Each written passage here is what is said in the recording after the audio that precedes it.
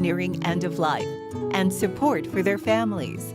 A not-for-profit community hospice. HOV.org.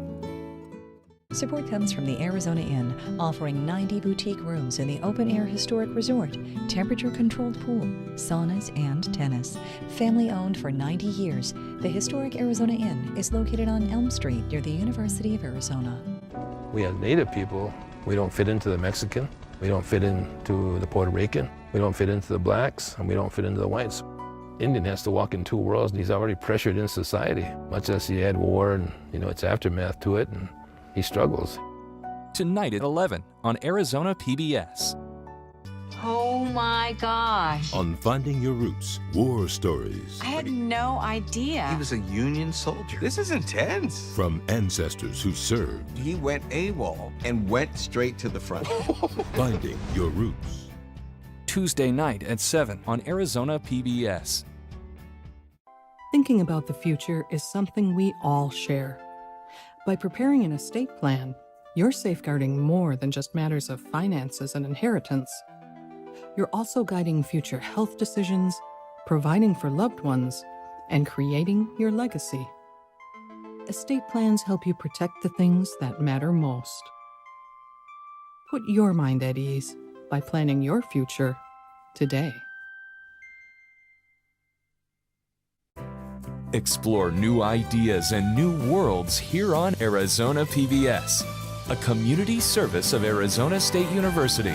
Make Wednesday night on PBS your destination for exploration, beginning with nature. Every triumph is shared, and every drama too. Family is everything for the primates. Followed by Nova. It sends a message to anybody who sees it that this is a place of wealth and power. And Secrets of the Dead. A resort where the elites could let their hair down and indulge their wildest dreams. Nature, Nova, and Secrets of the Dead. Wednesday on Arizona PBS. Support for Arizona PBS comes from viewers like you and from Heritage Reverse Mortgage, now offering refinancing on existing reverse mortgages. Refinancing may impact interest rates, closing costs, and customer access to equity funds. Consultation with a Heritage Mortgage Specialist is available at 888-379-9040.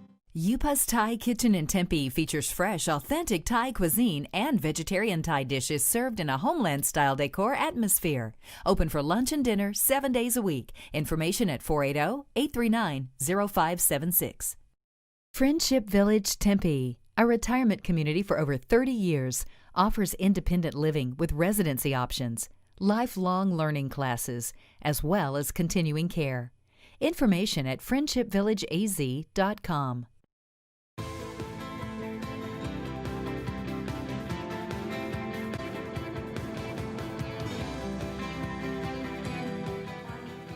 Protests erupt in Phoenix over the weekend as Joe Biden is declared the projected winner of the White House.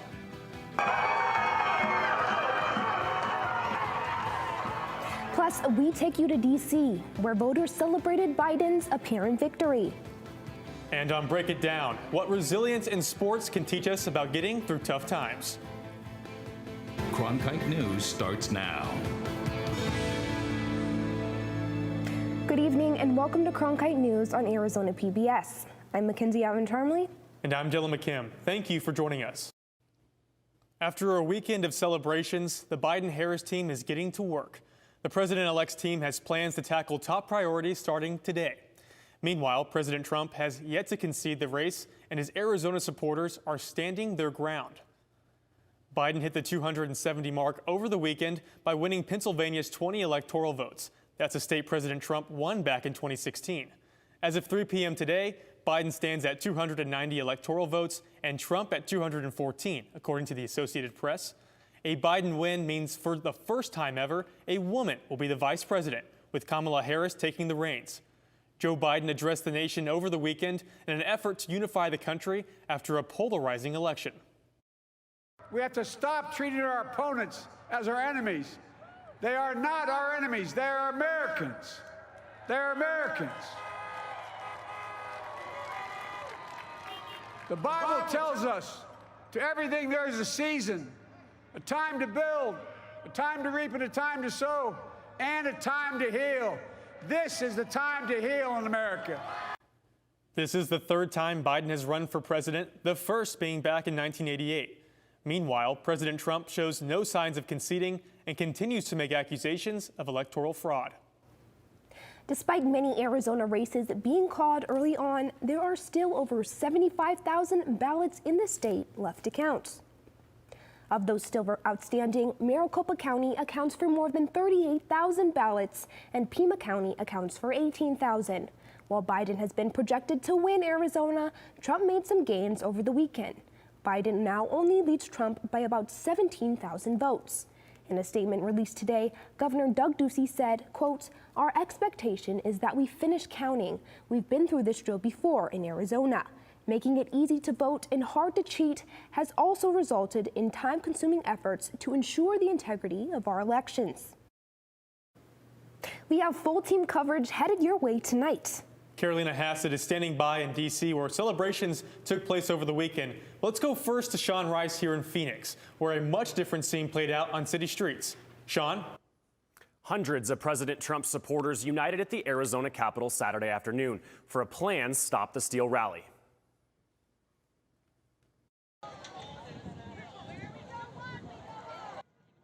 Protesters gathered at the Arizona State Capitol during the pandemic. However, that didn't stop voters from getting out and having their voices be heard. Boris Epstein, a strategic advisor for President Donald Trump, explains the need for Republicans to mobilize and get their voices heard. I wouldn't call it a protest. I would call it a show of enthusiasm for President Trump. It was much more of a rally, and the rallying cry is to count every legal vote in Arizona. According to the Secretary of State's office, Joe Biden's lead over Trump in Arizona is under 17,000 votes, a margin that those close to the president think can be erased. Absolutely. We are now at about 17,000 votes down, what Fox News wrongfully called it on election night. We were down about 200,000. Just think about that. Less than 10% remains of that difference. We've got about 80,000 to 100,000 votes still left to be released, the counts to be released.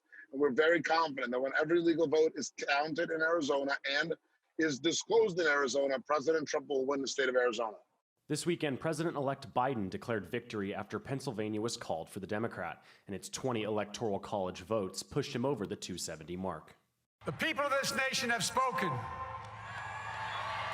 They've delivered us a clear victory. A victory that the Trump campaign says is premature. It's absolutely premature. No state has certified this election. There have been no electors appointed. It is absolutely premature. President Trump will win Arizona. He will end up winning Georgia, I'm confident. And we are absolutely tracking all the irregularities. In Michigan, you had 6,000 votes switch in one county, all irregularities in Pennsylvania. So I'm confident. Then once every legal vote is counted all across the country, President Trump will be determined to have won a second term. The Secretary of State's office says the estimated 77,000 votes that they still have to count are mostly provisional ballots, and those will be processed until the deadline, Tuesday at 5 p.m. In the broadcast center, Sean Rice, Cronkite News. President Trump isn't backing down either. Instead, he's taking the election results to court. Trump's campaign has already filed lawsuits in 5 states: Arizona, Pennsylvania, Nevada, Michigan, and Georgia. Here in the Valley, Trump's campaign and the Republican National Committee filed a lawsuit in Maricopa County, claiming election workers incorrectly rejected votes cast by in-person voters on Election Day. The lawsuit alleges when the voting machines detected an overvote on a ballot, poll workers told in-person voters to press a green button to override the error. This reportedly caused the machine to dismiss the voters' choices in the overvoted races. Republican Party of Arizona Chairwoman Kelly Ward released a statement today saying, quote, "This election is far from over. The American people are entitled to an honest election. That means counting all legal ballots and not counting any illegal ballots. We will not rest until the American people have the honest vote count they deserve and that our nation demands." Well, despite Trump's claims of fraud, voters in D.C. took news of Biden's victory as true and took to the streets in celebration. Carolina Hassett joins us now from our Washington bureau to recap the weekend revelry. It doesn't look like it now, but just 48 hours ago, the street behind me was packed with people celebrating Joe Biden's apparent victory, all within an earshot of the White House and President Donald Trump. It had all the feel of a massive block party. As thousands gathered here at Black Lives Matter Plaza in Washington to celebrate. After news outlets declared Biden the winner Saturday morning, many D.C. residents spontaneously took their enthusiasm to the streets. Hearing the noise and excitement that was going on outside, it was hard to not be a part of this. Mixed in with the excitement after days of anxiously watching the vote was another emotion: relief. A sense of relief. I have been praying for days. I haven't slept for 2-3 days. The fact that we've been able to declare winners has been really a relief. Missing from the crowd here were any Trump supporters or counter-protesters. The celebration here was raucous, but peaceful. I cannot express or figure out the last time that it was like this sort of environment for everyone living in D.C. There's a lot of relief, there's a lot of happiness, there's a lot of joy, and I think sharing that with everyone who is either in D.C., is traveling from D.C., has just really felt comforting, and I'm really excited just about, what the next 4 years can bring. Monica Wong was visiting friends in D.C. when she heard the news and could not wait to join the celebration. Drank like 2 cups of coffee, high on caffeine, and just ready to run down here. And that's what I've been doing all day. Not all people here are sold on Biden, but many said they voted for change and are looking forward to what the next 4 years will bring. Less partisanship in Congress is really what I'm hoping for. Amid most of the chanting, there was one message the celebrators wanted to get across. This is what democracy looks like. Global reaction to Saturday's announcement was also mixed. While some leaders have said they look forward to working with the Biden administration, the president of Mexico said today that he wants to wait until U.S. authorities decide the winner. In Washington, Carolina Hassett, Cronkite News. With many ballots still left to be counted and races not officially called in Arizona, it's important to note that this newscast was taped earlier in the afternoon. At the time of our taping, the results we are reporting here were up to date. However, in a still fluid election season, results may change. To track the latest on election 2020 results, just go to our website, cronkitenews.azpbs.org. The Vietnam Veterans Memorial Wall in Washington, D.C., completed in 1982, was designed by 21-year-old architecture student Maya Lin. Her concept was to honor those who fought in the Vietnam War by pulling back the earth and polishing the edges so the names would be prominent. Tina Giuliano shows us how volunteers ensure the wall is taken care of to honor the fallen heroes. 58,279. That's how many names are etched in the black granite at the Vietnam Veterans Memorial Wall. Here, visitors come every day to pay their respects, while some visitors are volunteers paying their respect in a different way. Every few Saturdays, we got water. A group of volunteers come to the Vietnam Veterans Memorial Wall to wash it. It's always such a humble experience and such a joy. Hung Lee and her family have been volunteering here for about 10 years. To me, it's also like washing away the dirt from the mine, clearing it, helping me to take in the sacrifice, what it took to give freedom. The black granite requires a certain soap and specific sponges provided by the National Park Service. Whether it is dust and pollen or birds that fly over or people anointing the wall with different materials, it is necessary to clean it on a regular basis. And that's why we do the wall washings from usually early April to mid-November. It takes a couple of hours and many hands to finish the whole memorial. It's an act of service for those who visit the names engraved here. Not only do we do this for the families and the buddies of those that are listed on the wall to help maintain the wall and honor their service, but also just to remember them. So they know that their family members or their buddies are always remembered, never forgotten.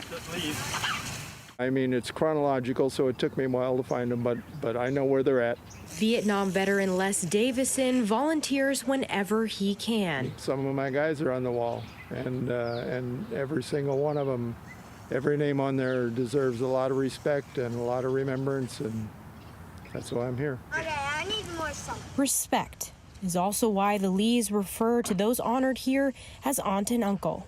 It's not because they're related to us, but they did something that is beyond measures.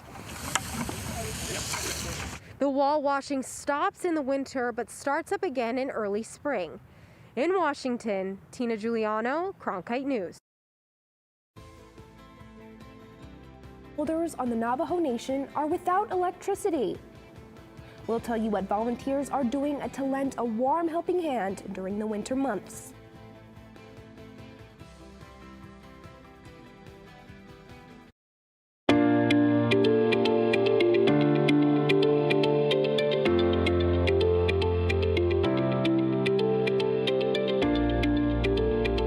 The weather around Phoenix is just beautiful today. Let's take a look at the weather around the valley. Thank you for joining us for the special edition of Cronkite News. Here are the top stories that we're tracking today at noon.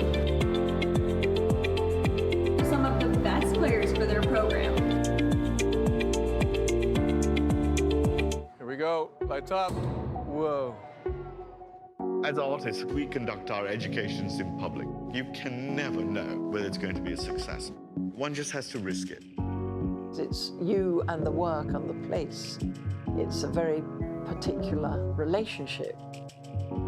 Here's our lens. Tell us what you think. Friday night at 9 on Arizona PBS.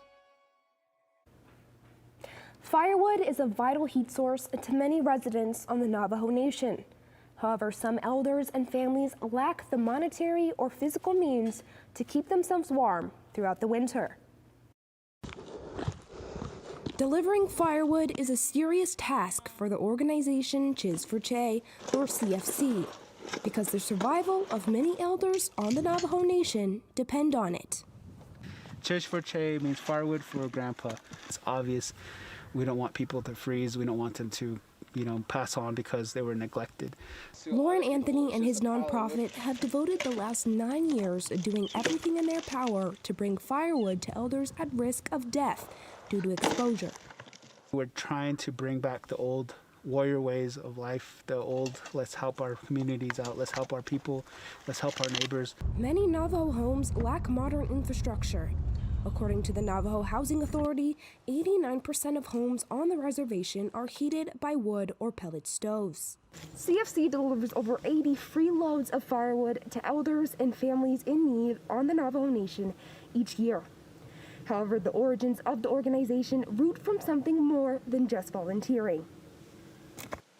It began as a way for Anthony and people with similar struggles to battle addiction to drugs and alcohol. Providing for the community in this way helped them make amends. But little did I know that this would be my new addiction and also help other people in recovery as well. Volunteers with CSociety spend 3 days every week stockpiling firewood to prepare for delivery. The number of volunteers varies. Sometimes it's just Anthony. Other times, large groups come to help. But to CFC, it's the gratitude they receive for their work that keeps them going. It is very emotional when you go and you deliver to these elders and you just see, the way that they're living and how they're forgotten. You just feel good about yourself, good about your crew, good about, what you're doing in general. There's no price on just that feeling that you get after, this could mean somebody's life. The organization is largely funded through donations, with GoFundMe and PayPal solicitations. But it's a shoestring operation, and even if the money and resources aren't there, they continue their work. To be able to provide as much firewood before the next storm is always a challenge. But the thing is this is native life. This is how we roll. And when we roll this way, we also know how to be resilient, how to be resourceful. And not even the tallest tree, the farthest stockpile, or a pandemic that has affected their people at the highest rate in the country can get in their way. Since the pandemic, CFC has extended its usual stockpiling season to ensure their goal of no cold elders is reached. To help out, you can donate to their GoFundMe found on social media. Speaking of keeping warm, Arizona is expected to see lots of weather changes in the upcoming days. Meteorologists are predicting lower temperatures, strong winds, and rain in the lower deserts. Temps should stay around the 60s and low 70s here in the valley this week, but it's going to be even colder up north with lows in the single digits and the teens. And there's snow. The flakes will continue to fall today along the Mogollon Rim and northeast Arizona and the White Mountains before we dry out across the state tonight. That's it for Cronkite News tonight. Thanks for joining us. Up next, how resiliency can impact our lives. We break it down with a former professional athlete.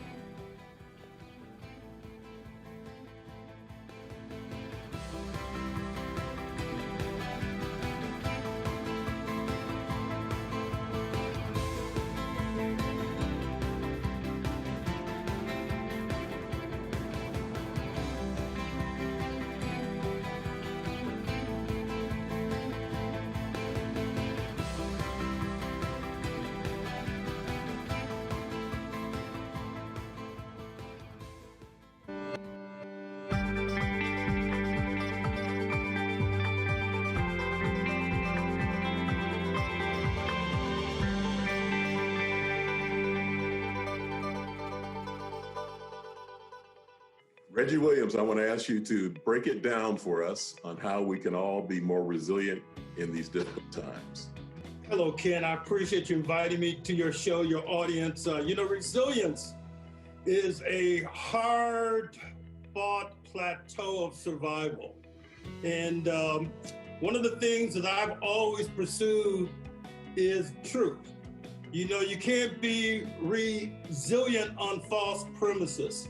And so my story begins, in the year that I was born, 1954, where Thurgood Marshall brought truth to the Supreme Court decision, Brown versus Board of Education, that said, I, through my own efforts through education, could achieve anything. And that has taught me resilience through pursuing truth at every level and every opportunity. People don't know your story. Nearly 2 decades in the NFL. You're the guy that built the bubble that people hear so much about now. And you took it back to the beginning. I won't go back to your date of birth, but you were, I guess you still are, deaf. Yes, I am hard of hearing. I used to go to Michigan School for the Deaf, and unfortunately at the time, the stigma was so negative because it was called Michigan School for the Deaf and Dumb. And so there were a lot of things I had to overcome because if you don't hear sounds, it's impossible for you to repeat sounds. So I developed a speech impediment. And so a lot of my childhood, I was a very reserved child, which benefited me to some degree because,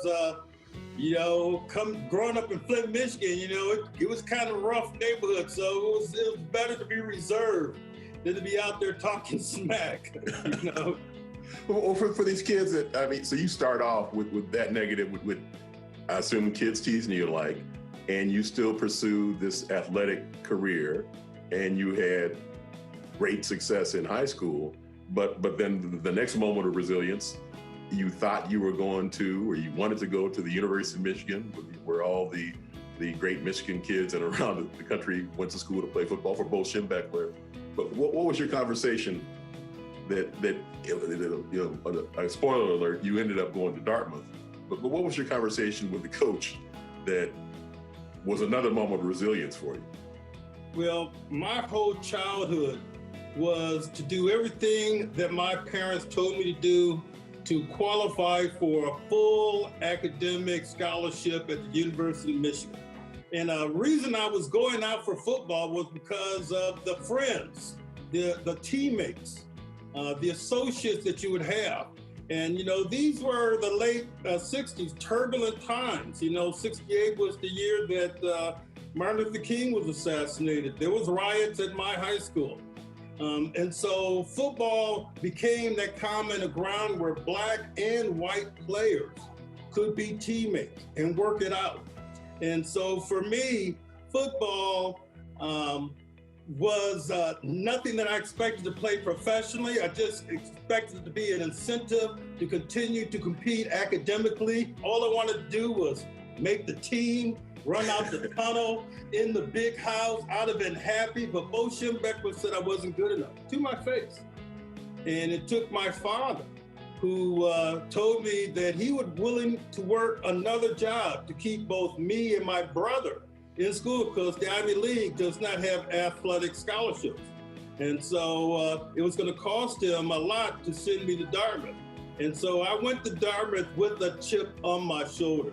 And so a lot of the injuries that you're talking about, didn't occur until I went professional. I survived, my Ivy League career, without experiencing the knife. But since then, I've experienced the knife 28 times.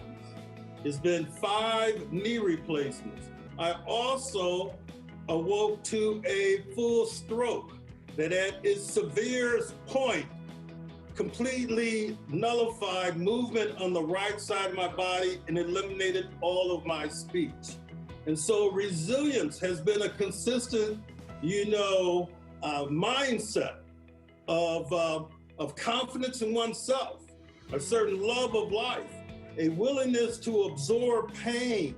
So just because you can't make it to the grocery store, just because maybe you're working a few less hours during the week because your job has told you we don't need you as much, you're giving some examples of what it takes to make the ultimate comeback. And you go through this career, you have a 16-year career in the NFL? 14 years. 14 years in the NFL as a player, and then time as a coach, and then time in management and the like. And then you end up at Disney, as I said, and you create Disney's Wide World of Sports, where the NBA bubble is. So Reggie, I want to also thank you, and you've helped me, and I hope others hear this story the same way. When I busted up my Achilles and had to get surgery years ago, I just kind of on Facebook exchanged with Reggie, and his words were, "We're all much stronger than we believe." And as I was going through my little bit of rehab as a 55-year-old man, those words carried me through. And I thought it would be helpful for you to tell folks the kinds of things you've been through. Any final words for folks to think about in terms of being resilient in this moment? There are going to be certain lessons that we all have in our own life. And at a certain point in time, they've really got to mean something to you. So at that point in time, when I awoke overnight after the plot busters had failed to re-deliver to me my sense of speech, I couldn't give my social security number. I couldn't give my son's number. And I'm thinking of, how am I going to escape out of this mental hell? Literally, I thought I was trapped. It was almost, like, a Jordan Peele movie, and I was in that sunken place where you can't talk. It was so frustrating. And I finally did remember Invictus. And the fact that if you remember something because it means something, because you lived it, then it brought back speech. So I will close with Invictus by William Ernest Henley. Out of the night that covers me, black as the pit from pole to pole. I thank whatever gods may be for my unconquerable soul. In the fell clutch of circumstance, I have not winced nor cried aloud. Under the bludgeoning of chance, my head is bloody, but unbowed. Beyond this place of wrath and tears looms but the horror of the shade, and yet the menace of the years finds and shall find me unafraid. It matters not how straight the gate, how charged with punishments the scroll. I am the master of my fate. I am the captain of my soul. Thank you, Ken. Thank you, Reggie. Thank you for breaking down resilience in these difficult times. Thank you. Thank you.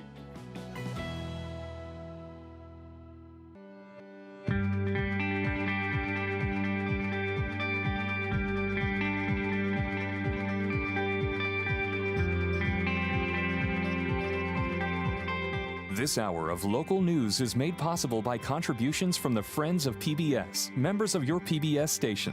Thank you. If you have comments about Arizona PBS News, please contact us at one of the addresses on your screen.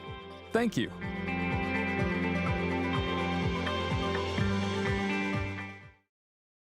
Support for Arizona PBS comes from viewers like you and from The Persian Room. Travel to another world, to a land of exotic aromas and period decor for a fine dining experience. The Persian Room in North Scottsdale on Scottsdale Road, 1 light north of Frank Lloyd Wright Boulevard. Gourmet exotic cuisine at its best.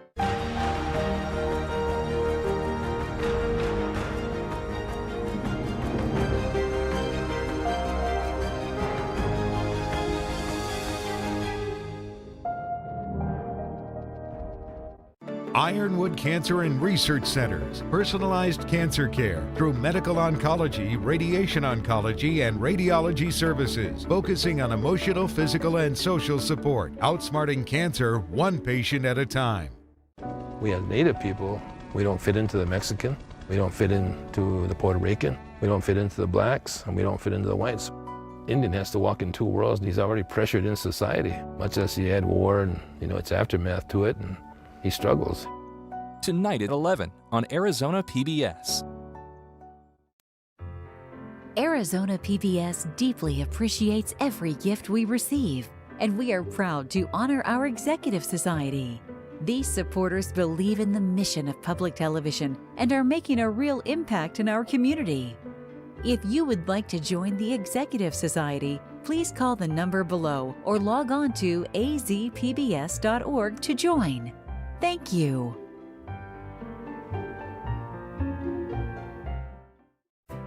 Explore new ideas and new worlds here on Arizona PBS, a community service of Arizona State University. For 33 years, across more than 1,500 episodes, Firing Line provided a platform for a substantive and balanced exchange of opinion. Today, we live in a time when meaningful discourse is needed more than ever. Welcome to Firing Line, Secretary Condoleezza Rice. Thank you. Our mission is to renew the Firing Line tradition for a new generation and engage in a debate about the America we want to create in the 21st century. Please join me. Friday night at 7:30 on Arizona PBS. Support for Arizona PBS comes from viewers like you and from The Palazzo, remaining safe and socially distant while open for tours, offering independent or assisted living, memory care, skilled nursing, and rehab, including activities, exercise, live music, even a pool and wine cellar. Redefining senior living, The Palazzo. English Rose Tea Room in Carefree, serving afternoon tea and traditional British fare in a Victorian tea room atmosphere. Open for lunch and afternoon tea 7 days a week. Information at 480-488-4812, carefreetea.com. Support comes from Copenhagen, celebrating its 50th anniversary with contemporary furniture from around the world. Comfort, craftsmanship, and 50 years of customer service. Phoenix, Scottsdale, and Tempe, or CopenhagenLiving.com.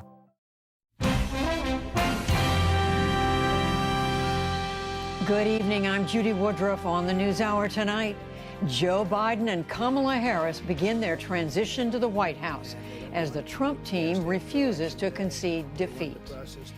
Then, legal battles loom. Despite virtually no chance of changing the results, the president's lawyers file multiple suits to challenge the election. Plus, a potential treatment. As the pandemic worsens worldwide, a glimmer of hope emerges from a vaccine trial showing promising results. All that and more on tonight's PBS NewsHour.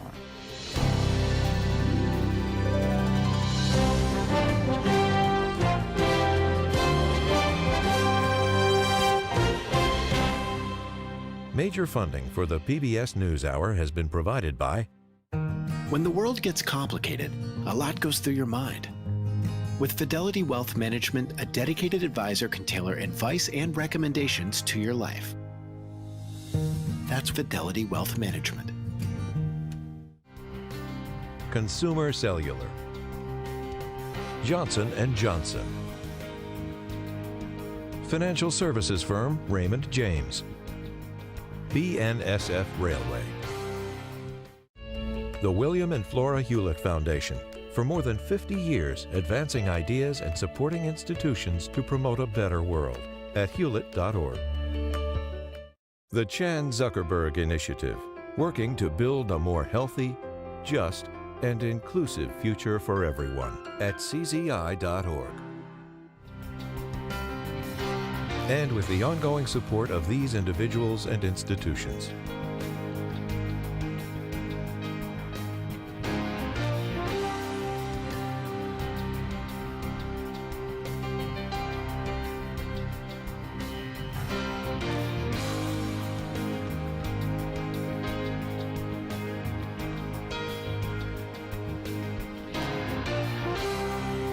This program was made possible by the Corporation for Public Broadcasting and by contributions to your PBS station from viewers like you. Thank you. A newly elected Joe Biden is moving tonight to set up his presidency. A defeated President Donald Trump is disputing the election results, refusing to concede, and moving to oust senior officials he deems disloyal. Looming over it all, COVID-19 and potentially hopeful news. Lisa Desjardins begins our coverage. The first weekday since former Vice President Joe Biden was declared the election winner, and the new president-elect made it clear he is full steam ahead, establishing and holding a teleconference with his coronavirus task force, made up of well-known doctors and disease scientists. This group will advise on detailed plans built on a bedrock of science and to keep compassion, empathy, and care for every American at its core. Mr. Biden outlined a specific plan he and Vice President-elect California Senator Kamala Harris have for fighting the pandemic when they take over in January. Make rapid testing available, deploy more contact tracing, give clear guidelines to businesses and schools, and address communities, including minority communities, hardest hit. This comes as drug maker Pfizer announced a seeming breakthrough, that its vaccine trial was more than 90% effective in preventing the disease. Mr. Biden pointed to that as a sign of hope, but urged that in the months before any vaccine is widely available, Americans must protect themselves. I implore you, wear a mask. Do it for yourself. Do it for your neighbor. A mask is not a political statement, but it is a good